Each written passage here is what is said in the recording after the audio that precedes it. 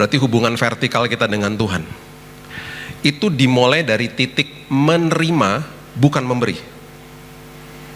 Camkan ini baik-baik. Di sisi satunya, secara agamawi, kita diajarkan untuk melakukan sesuatu, memberi sesuatu, supaya Tuhan layakan kita. Makanya orang agamawi akan kejar jawaban doa. Orang Kristen sebagai pengikut Kristus, karena dia belajar terima sebelum memberi, dia akan kejar penyertaan Tuhan selagi menunggu jawaban doa. Karena itu momen yang paling indah. Karena di situ dia terima banyak hal indah selagi nunggu jawaban doa.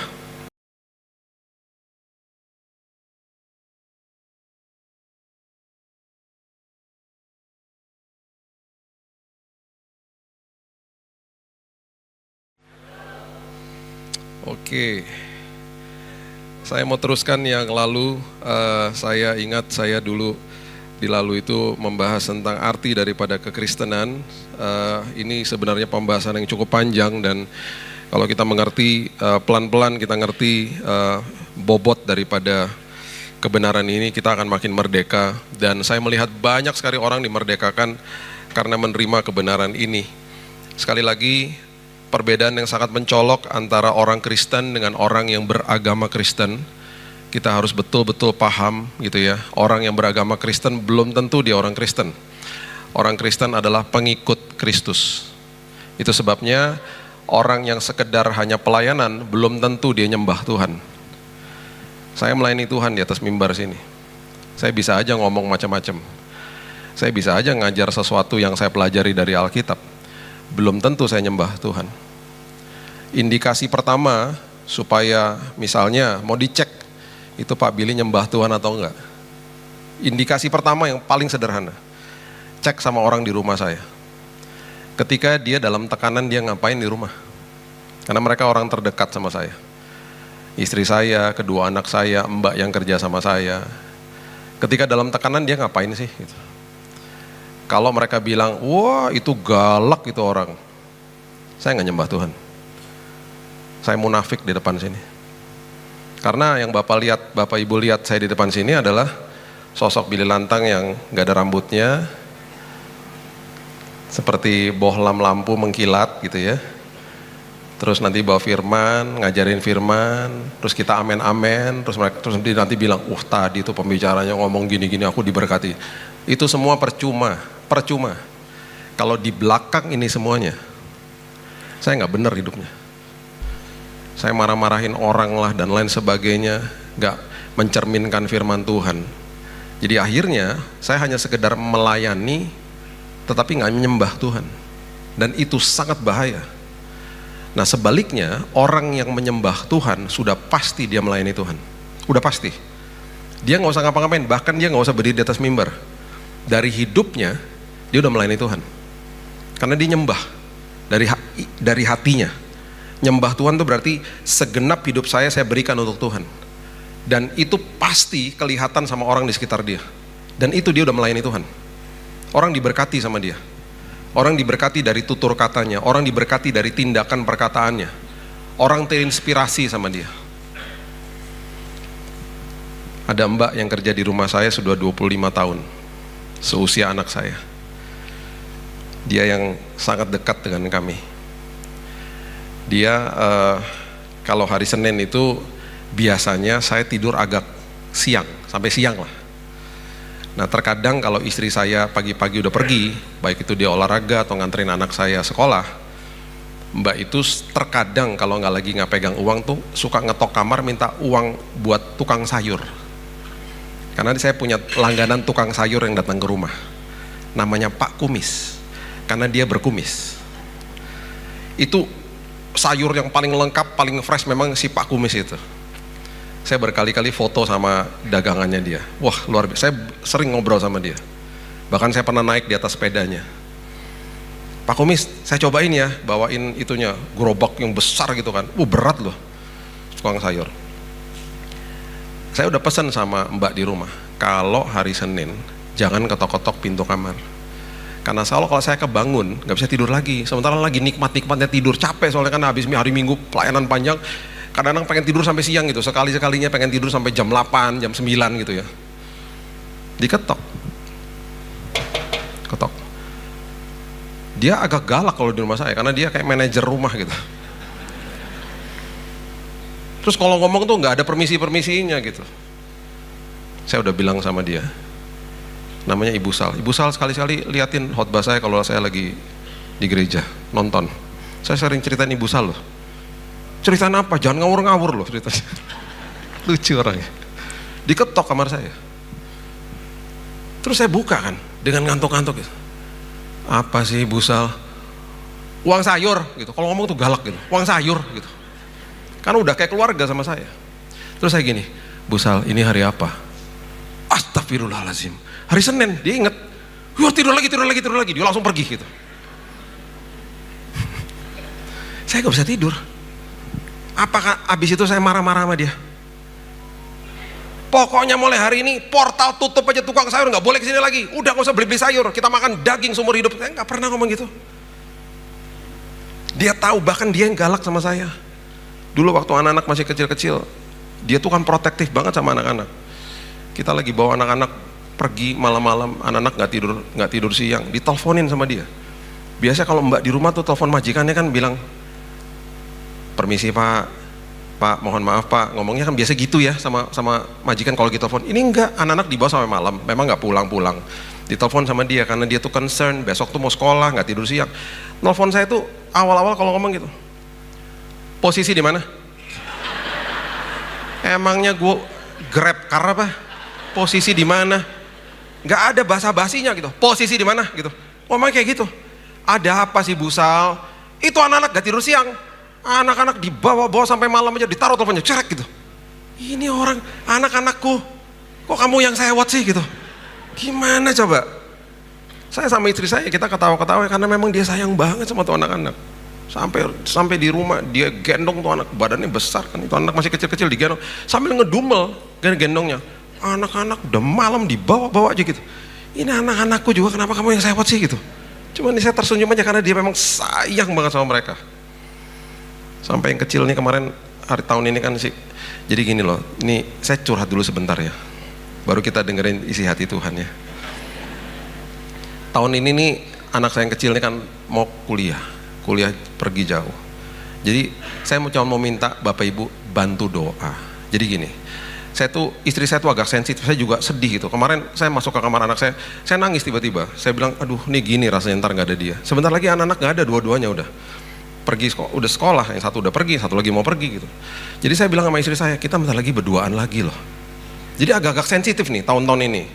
Nah terus saya bilang gini sama dia, udahlah sayang, kita piara anjing lah gitu. Gak mau aku, dia bilang gitu. Kenapa sih? Kan lucu. Golden Retriever gitu kan lucu gitu, biar kita ada hiburan gitu. Gue udah gak perlu gitu, ntar repot ngurusnya gitu lah Pak. Nah ini maksudnya saya mau curhat, tolong doain nanti malam sebelum tidur, Tuhan gerakan istrinya Pak Billy, hatinya supaya dia mau punya anjing. Ya, sedih saya karena ini tahun-tahun sensitif gitu loh ya. Oke, kita belajar firman Tuhan ya. Yohanes pasal yang ke-15 ayatnya yang ke-9, coba lihat ya. Yohanes pasal yang ke-15 ayat yang ke-9. Ini ayat sederhana, tetapi ini ayat benar-benar kalau kita mengerti, ini nampar kita banget. Ini nampar saya banget. Di waktu saya pertama kali bertobat, kemudian saya boleh baca ini ayat nggak saya renungkan gitu karena terlalu indah bagi saya. Dikatakan begini, seperti Bapa telah mengasihi aku. Yesus sebagai manusia, dia mengatakan seperti Bapa mengasihi aku, demikian juga aku telah mengasihi kamu. Kemudian timbul sebuah kalimat yang sangat indah. Dia bilang gini, tinggallah di dalam kasihku itu. Perhatikan ini baik-baik. Tinggal di dalam kasih itu adalah sebuah bahasa Yunani yang artinya meno. Meno itu artinya adalah continue to dwell in my love. Teruskan tinggal di dalam kasihku. Kalau saya bisa tambahkan, kamu gak perlu usaha apapun ketika kamu terima Yesus sebagai juru selamat. engkau sudah dikasihi, bahkan sebelum engkau terima dia, engkau sudah bahkan juga sudah dikasihi. Sekarang tugasmu hanya teruskan tinggal di dalam kasihnya.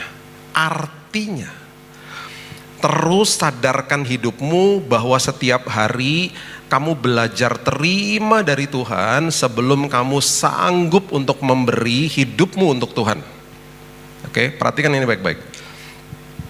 Pengikut Kristus, berarti hubungan vertikal kita dengan Tuhan, itu dimulai dari titik menerima, bukan memberi. Camkan ini baik-baik. Di sisi satunya, secara agamawi kita diajarkan untuk melakukan sesuatu, memberi sesuatu supaya Tuhan layakkan kita. Makanya orang agamawi akan kejar jawaban doa. Orang Kristen sebagai pengikut Kristus, karena dia belajar terima sebelum memberi, dia akan kejar penyertaan Tuhan selagi menunggu jawaban doa. Karena itu momen yang paling indah. Karena di situ dia terima banyak hal indah selagi nunggu jawaban doa. Hal indah apa? Keintiman terjadi di situ. Pertumbuhan rohani terjadi di situ. Perubahan karakter terjadi di situ. Ya, karakter jadi tahan uji terjadi di situ. Selagi nunggu jawaban doa. Orang Kristen yang mengejar isi hati Tuhan akan paham bahwa waktu saya berdoa, saya sudah disiapkan paling tidak ada 4 opsi jawaban dari doa saya. Ya, tidak, tunggu, atau dikasih yang lain. Minta A dijawab B. Dan semua jawaban doa itu ketika diberikan bagi saya, jawaban doa itu pasti terbaik yang Tuhan berikan untuk kita. Kapan Tuhan mau kasihnya, terserah Tuhan, karena itu pun Tuhan tahu waktu yang terbaik. Paham ya? Jadi kita nggak akan fokus sama itu lagi karena kita tahu itu kedaulatan Tuhan, itu waktunya Tuhan. Selagi kita nunggu jawaban doa, kita nikmati penyertaan Tuhan. Selagi nunggu jawaban doa. Di situ terjadi hal-hal besar dalam hidup ini. Terjadi hal-hal yang sangat indah di dalam momen itu. Nah, kalau ayat ini kita nggak paham, tinggal di dalam kasihnya, kita stay in His love, kita nggak memerlukan upaya apapun supaya Tuhan mengasihi saya mau melakukan apapun juga nggak akan membuat Tuhan makin mengasihi saya, enggak. Semuanya dikasih sama Tuhan sama. Kasihnya Tuhan sama. Jadi titik vertikal, titik ketika kita sama Tuhan itu dimulai dari titik menerima, bukan memberi. Itu sebabnya ketika kita menerima dan kita akhirnya hidupnya dipenuhi di dalam sini, akhirnya hubungan horizontalnya beres. Karena hidup horizontal dengan sesama kita, kita harus mulai dari titik memberi, bukan menerima. Jadi sama Tuhannya menerima, sama manusianya dimulai dari titik memberi. Makanya coba baca sama-sama saya ya. Yohanes pasalnya yang ke-13 ayatnya yang ke-34. Coba lihat. Dari ayat ini aja kita udah pasti harusnya mengerti. Coba lihat ya. Ini ayat luar biasa. Aku memberikan perintah baru kepada kamu. Bahkan menerima aja itu dikasih perintah loh sama Tuhan. Karena Tuhan tahu manusia tuh nggak gampang untuk menerima yang terbaik. Karena gini, ada masalahnya ada 2. Manusia dapat kado terindah dari Tuhan. Masalahnya 2. Yang pertama nggak pernah dibuka kadonya. Jadi kita nggak tahu itu kado terindah. Kita nggak pernah belajar, kayak begini kita nggak belajar. Kita nggak tahu itu kado terindah. Dan ketika kita sampai buka, kita bilang begini, ya nggak mungkin dong ini buat saya. Itu terlalu indah, saya tuh nggak layak dapat itu. Ya, kita kan ngomong gitu. Jadi ada 2 sikap manusia. Jadi itu sebabnya Tuhan bilang ini, karena memang ini terindah dan Tuhan juga tahu kita akan dibohongi sama iblis, dibohongi sama ritual-ritual agamawi yang mengupayakan hidup kita supaya Tuhan berkenan sama kita dan lain sebagainya. Dia memberikan perintah ini, makanya dikatakan perintah baru karena waktu itu Yesus pun lahir di dalam keluarga Yahudi, agama Yahudi. Dia ikuti semuanya dengan hormat kepada mereka. Pelan-pelan waktu dia mulai mengajar, dia mulai transisi kepada prinsip kerajaan sorga. Dia mulai mementahkan semua ritual-ritual mereka. Tapi dia hormati. Sampai kepada proses penyunatan dan lain sebagainya. Diikuti semuanya dari kecil. Ya. Ayat 34. Aku memberikan perintah baru kepada kamu. Karena bukan seperti yang dulu.